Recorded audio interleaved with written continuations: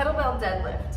In a kettlebell deadlift, you're gonna start with your feet about hips width distance apart with your toes forward, maybe out at like a 10-degree angle, just like slightly.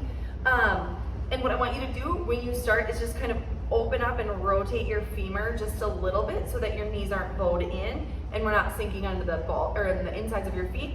You're gonna opening that up and grounding down through the sides of your foot as well.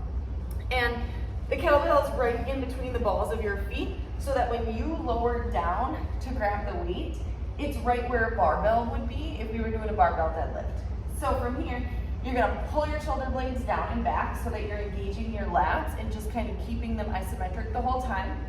Hips are back behind you, knees are stacked directly over your ankles, ground down through your feet so your heels are pressing about 60% of pressure, balls of your feet have about 40, toes are just gripping, and then you drive all the way up using your glutes. So you're thrusting your hips forward and then push your hips back. Thrust the hips forward and push your hips back. You should be feeling this in your glutes and in your hamstrings because those muscles are actually changing length during your movement. And you feel it mostly in your low back. We either have to take a peek at your form, your weight, or you can elevate your kettlebell or your weight up off of the ground a little bit.